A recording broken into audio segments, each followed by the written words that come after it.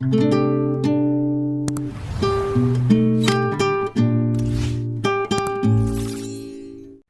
மாவட்டம் பல்லடம் அருகே சின்னக்கரை லட்சுமி நகர் பகுதியில் மனைவியின் கழுத்தை அறுத்து கொலை செய்துவிட்டு கணவன் தூக்கிட்டு தற்கொலை.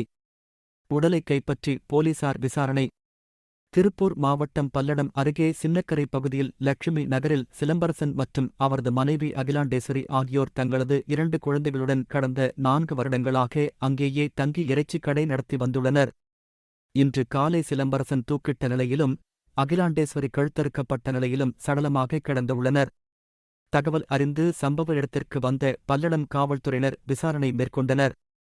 குடும்ப பிரச்சனையால் சிலம்பரசன் அகிலாண்டேஸ்வரியின் கழுத்தை அறுத்து கொலை செய்துவிட்டு சிலம்பரசனும் தூக்கிட்டு தற்கொலை செய்து கொண்டதாக முதற்கட்ட விசாரணையில் தெரியவந்துள்ளதாக போலீசார் தெரிவித்துள்ளனர்.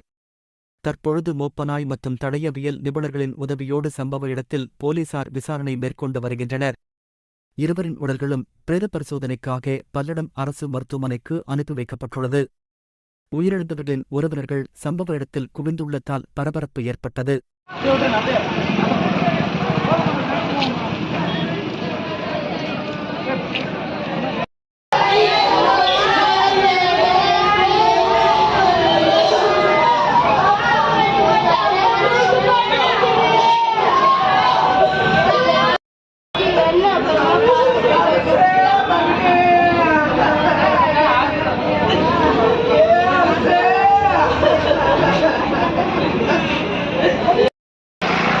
வந்துருங்க, நிப்பாட்ட வேண்டாம். பைக் டூல இருக்காங்க, வாங்க வாங்க.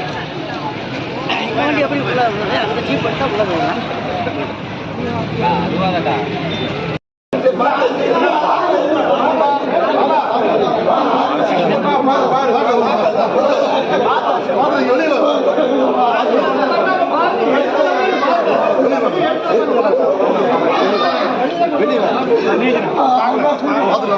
ஐயா கொஞ்சம் வாங்க, விசாரணைக்கு ஒத்துழைப்பு கொடுங்க.